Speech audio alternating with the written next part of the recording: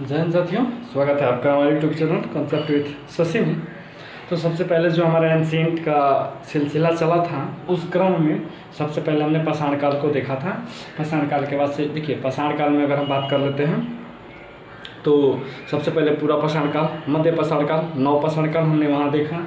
उसके बाद से हड़प्पा काल की बात कर लेते हैं। तो हड़प्पा में हम लोग मोहनजोदड़ो से लेकर के लोथल से लेकर के कालीबंगा से लेकर के रोपड़ वगैरह सबकी जानकारी हमने यहाँ पे ली। उसके बाद से वैदिक काल की बात कर लेते हैं।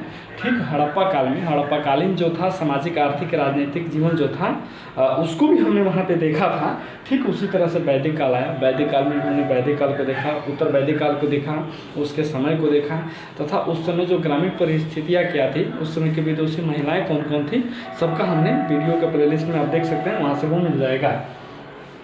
उसके बाद से वैदिक काल के बाद से हमारा टॉपिक आ जाता है महाजनपद काल। उसके बाद से महाजनपद काल और विभिन्न धर्म। तो देखिए, महाजनपद काल यानी कि 16 महाजनपदों का जो उदय हुआ था वो एक इम्पोर्टेंट टॉपिक बढ़ जाता है, जबकि उसमें कोई ज़्यादा इम्पोर्टेंट उतना नहीं है, उसका वीडियो हम ला देते हैं। ठीक उसके बाद हमारा नेक्स्ट टॉपिक हो जाएगा विभिन्न धर्म। और विभिन्न धर्म में सबसे पहले हम देख लेंगे महात्मा बुद्ध। तो महात्मा बुद्ध के जीवन संबंधी जितने भी इम्पोर्टेंट फैक्ट्स हैं या उनके क्या दर्शन सिद्धांत रहे, धर्म सिद्धांत उनके क्या रहे, उसको हम वहाँ देखेंगे। उसके बाद से महावीर आ जाते हैं, तो महावीर का भी हम फिर देखेंगे। महावीर के बाद जैसे कि शैव धर्म, वैष्णव धर्म, इनको देख लेंगे, आजीवक संप्रदाय को देख लेंगे। ठीक है, उसको से मुस्लिम धर्म को भी देख लेंगे। तो ये इम्पोर्टेंट जो विभिन्न धर्म हैं उनको देखते हैं। लेकिन उसके बाद एक इम्पोर्टेंट टॉपिक आ जाता है मगध का उत्कर्ष। ठीक है, ये हमारे लिए काफ़ी महत्वपूर्ण टॉपिक है। तो मगध का उत्कर्ष जो है वो देखेंगे। देखिए, पटना जो है और उसका और पुराना नाम की बात कर लेते हैं तो वो पाटलिपुत्र हो जाता है। उससे पुराना नाम की बात कर लेते हैं तो वो हो जाएगा आपका सबसे पुराना मतलब कुसुमपुर हो जाएगा। पुष्पपुर भी होगा, कुसुमपुर भी होगा। और उससे पहले आप जाइएगा तो उसका नाम जो होता है वो मगध रहता है। बाद में मगध से वो पाटलिपुत्रा पटना के रूप में चेंज होकर जो कि आज वर्तमान में पटना है। तो उस पर जितने भी शासक हुए मगध में, उनको याद करने का एक शॉर्ट ट्रिक है हसीन मशूक। हसीन मशूक। अब यहाँ आपको याद करना होगा ह से हर्यक वंश, सी से शिशुनाग वंश, न से नंद वंश, म से मौर्य वंश, और सु से शुंग वंश, और क से कण्व वंश। तो ये 3 और 3 6 राजवंश हुए जो कि मगध पे शासन किए। उनको हमको क्रमिक पढ़ना है। तो उस क्रम में हम सबसे पहले शुरुआत करेंगे हर्यक वंश का। देख लीजिए, तो हर्यक वंश जो है ना उसको पितृहंता वंश भी कहते हैं।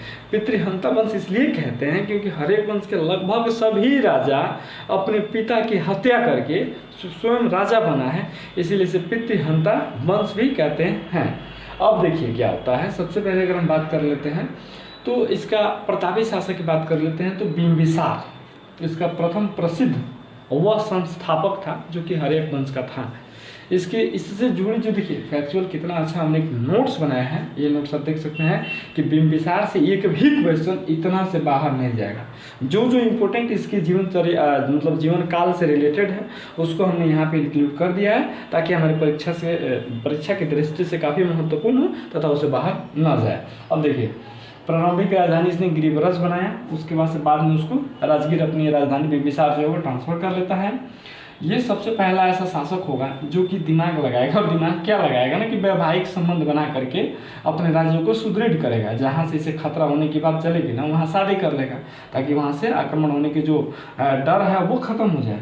तो इसके लिए इसने 3 शादियाँ की। 3 शादियों में आप देख सकते हैं कौशल नरेश महाकोशला की पुत्री जो कौशल देवी हैं उससे शादी करता है। वैशाली नरेश चेटक की पुत्री चेलना से शादी करता है। मद्र राजकुमारी जो है खेमा से शादी करता है। यानी कि ये 3 इंपॉर्टेंट है, कई बार एग्जाम में पूछ लिया जाता है। ठीक है, उसके बाद से यहाँ देख सकते हैं कि जो कई बार ये भी क्वेश्चन बना है कि बिंबिसार जो था इसका संबंध किस धर्म से था।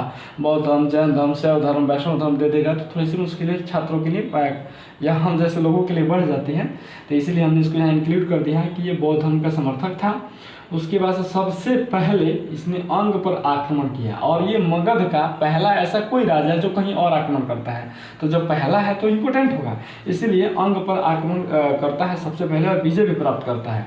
देखिए, कई बार आपको जीवक के बारे में मिलेगा। तो जो राजवैद्य जीवक था जिसने महात्मा बुद्ध की सेवा किया था और बिंबिसार ने ही महात्मा बुद्ध को सेवा करने के लिए वहाँ भेजा था। तो ये जो जीवक जो था ना, वैद्य था, दरबारी वैद्य, वो किसके दरबार में था? तो बिंबिसार के ही दरबार में था। इसके बाद से इसका बेटा होगा अजातशत्रु। अब ये जो अजातशत्रु है, आप यहाँ से देख सकते हैं, अजातशत्रु क्या करेगा? अपने पिता की हत्या कर देगा और करके खुद यहाँ पे शासक बन जाएगा। अब देखिए हत्या करने का कारण क्या होता था। क्योंकि सबसे पहले यहाँ पे अगर मान लीजिए ये सिंहासन हो गया, ठीक है, यहाँ राजा बैठे हैं, ठीक है, तो होता यूँ था कि राजा की शादी सबसे पहले तो कम उम्र में हो गई। मान के चलिए 15-14 साल पे उस समय शादियाँ हो जाती थी। 20-22 साल पे यदि उसको कोई लड़का हुआ, 20 साल पे, 60 साल तक लड़का मतलब बाप अगर राजा बना ही है तो लड़का भी तो 40 साल का हो गया, क्योंकि 20 साल पे शादियाँ होती हैं। 60 साल तक अगर बाप राजा बना है, 40 साल तक लड़का, तो कम से कम 40 साल का भी उम्र हो जाएगा। इसको बराबर इस बात की चिंता होने लगेगी कि अब तो मेरी अवस्था निकलते जा रही है, मैं राजा कब बनूंगा। तो अगर उस समय यदि थोड़े से उस जो राजकुमार होते उसके अंदर थोड़ी सी धैर्य होता तो शायद ऐसा कदम न उठाते। लेकिन उस समय के लोग उस तरह के नहीं थे। उनको लगता था कि क्यों ना इनको यहाँ से 60 पे ही इनका टिकट काट दिया जाए और पुनः राजा बन जाया जाए, ताकि मैं ज़्यादा से ज़्यादा समय तक राजा रह सकूं। इसीलिए ये बेटा लोग क्या करता था, राजा को या अपने बाप को मार देता था और तुरंत यहाँ पे शासन करने लगता था, जिससे कि वो ज़्यादा समय तक राजा बना रहे। सिंहासन की भूख जो ऐसी होती है, ठीक इसी तरह से अजातशत्रु क्या किया, अपने पिता की हत्या कर दिया। तो सबसे पहले शुरुआत इसने किया, इसी से इस वंश का नाम पितृहंता वंश पड़ गया। अब अजातशत्रु जो था उसका एक उपनाम जो है या बचपन का नाम कह सकते हैं, वो कुणिक था। कई बार कुणिक पूछा गया है, इसलिए हमने उसको यहाँ इंक्लूड कर दिया है। अब देखते हैं सबसे पहले इसके इंपोर्टेंट फैक्ट क्या बन रहा है कि बिंबिसार की हत्या कर गद्दी पर बैठा। उसके बाद से वज्जी के खिलाफ रथ, मुसल और महाशिला कंटक का प्रयोग किया। देखिए क्वेश्चन बना है कि जो रथ, मुसल और महाशिला कंटक जो है वो किसके खिलाफ प्रयोग किया गया था? तो वो वज्जी के खिलाफ किया गया था। वज्जी क्या था? देखिए इसका एक मंत्री था वर्षकर, वर्षकार कह लीजिए, वर्षकर कहीं भी दे रहा है, कर भी दे रहा है।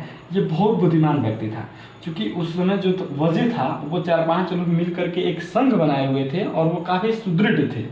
तो उनको हरा पाना या उन पर विजय पाना आसान नहीं था।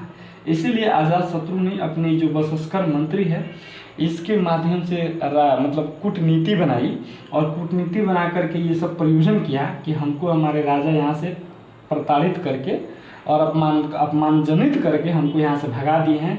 और ये जा करके वज्जी यानी कि वैशाली जो है वहाँ रहने लगा। और वैशाली लोग उसी समय अपना गुट बनाए हुए थे और इनकी मुख्य कमजोरियों को जान गया और आकर के ये अजातशत्रु से बता दिया। और अजातशत्रु जो है वो देख सकते हैं यहाँ पे 2 नए मतलब हथियार का प्रयोग कर सकते हैं। एक रथ मुसल है और एक महाशिला कंटक है। इसका प्रयोग कर करके अजातशत्रु जो है वो वज्जी अर्थात वैशाली को जीत लिया। अब देखिए अगर रथ मुसल और महाशिला कंटक की बात कर लेते हैं तो आपने बाहुबली मूवी देखा होगा। तो बाहुबली मूवी में जो बलाल देव थे एक प्रकार का रथ का प्रयोग करता है जो कि भैंसों से चला करता था और बड़ा सा वो चक्री टाइप का लगा रहता है जो कि काटता है। तो वो था रथ मुसल। उसके बाद से आपने एक और देखा होगा, बड़े बड़े इतने बड़े बड़े पत्थर को एक गाड़ी के माध्यम से डगरा करके लेके जाया जाता था और उसमें ऐसे करके फेंकने वाला सिस्टम लगा होता था। उसका जो नाम था वो महाशिला कंटक था। उसमें बड़े बड़े पत्थरों को उठा करके फेंक दिया जाता था। अगर मान लीजिए 50-60 किलो का पत्थर जो है वो किसी के ऊपर आके गिरे, वो तलवार चलाने से अच्छा ही है। इस तरह से इसने प्रयोग किया। एक चीज़ और इम्पोर्टेंट इससे सवाल बनता है कि बुद्ध और महावीर जो है ना, इन दोनों की मृत्यु जो है वो आप देख सकते हैं अजातशत्रु के समय में ही हुआ था। जैसा कि हम लोग वहाँ देख सके थे, सबसे पहले बिंबिसार को देखे थे, बिंबिसार के बाद से अजातशत्रु को देखे थे। अब अजातशत्रु के बाद हमारी बारी है उदायन की। अब देखते हैं उदायन के बारे में। सबसे पहले देखिए उदायन जो था, उदायन की हत्या जो था वो करता है अजातशत्रु जो था, अजातशत्रु का बेटा होता है उदायन। तो जो उदायन है वो अजातशत्रु की हत्या करके शासक बन जाता है। अब ये क्या करता है, राजगिरी के स्थान पर अपनी राजधानी जो है वो पाटलिपुत्र को मतलब बदल देता है। क्योंकि इसके पहले अन्य जो भी इसके बाप और परदादा थे उन्होंने अपनी राजधानी जो थी वो राजगिरी रखी थी। लेकिन उदायन जो है वो पाटलीग्राम नामक एक नगर की स्थापना करता है, एक सैनिक छावनी बनाता है जो कि कालांतर में चल करके पाटलिपुत्रा के नाम से और पटना के नाम से विकसित हो जाता है। तो और वहीं पे आगे चल करके वो अपनी राजधानी भी बना देता है। गंगा एवं सोन नदी जो है उसके संगम पे पाटलिग्राम की स्थापना करता है। ये क्वेश्चन कई बार पूछा गया। ऐसा इसलिए करता है क्योंकि उसको डर रहता है कि जो वजीर वगैरह हैं वो आक्रमण करेंगे, तो क्यों ना हम गंगा को पार कर लें और पार करके अपनी राजधानी बनाएं, जिससे कि हमारी सुरक्षा बढ़ जाए, इसीलिए उसने ऐसा किया। उसके बाद से उदयन के बाद अब देखते हैं, जो देखिए बीच बीच में ऐसा नहीं है कि शासक नहीं हुए, शासक हुए हैं, लेकिन वो इतने प्रभावशाली नहीं थे, जिस कारण से चर्चा उनकी उतनी इतिहास में नहीं मिलती है।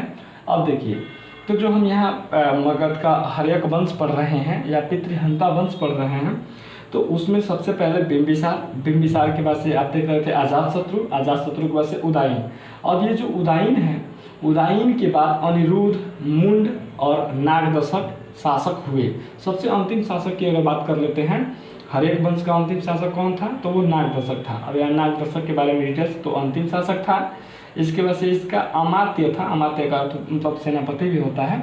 तो सेनापति शिशुनाग नाम का एक व्यक्ति था, जो इसको क्या करता है, इसके पद से हटा देता है, मतलब कुछ षड्यंत्र वगैरह करके, और खुद शासक बन जाता है और अपने ही नाम से एक नए वंश की शुरुआत करता है, जिसका नाम होता है शिशुनाग वंश। देखिए शिशुनाग वंश में भी मतलब 2, 4, 5, 11 के आसपास शासक हुए थे, लेकिन इसमें 2 ही शासक जो हैं वो काफ़ी महत्वपूर्ण हैं। सबसे पहले आप यहाँ देख सकते हैं 2 शासक कौन से हैं, तो सबसे पहले देख तो खुद शिशुनाग के बारे में ही पढ़ना है, क्योंकि वही संस्थापक ही था। तो प्रथम शासक एवं संस्थापक कौन था, तो वो शिशुनाग है। उसके बाद से पाटलिपुत्र के स्थान पर वैशाली को अपनी राजधानी बनाया। अब ये क्या करता है, पाटलिपुत्र से अपनी राजधानी जो वो वैशाली ट्रांसफर कर देता है। उसके बाद से शिशुनाग से अगला जो शासक होता है शिशुनाग वंश का, उसका नाम होता है कालाशोक।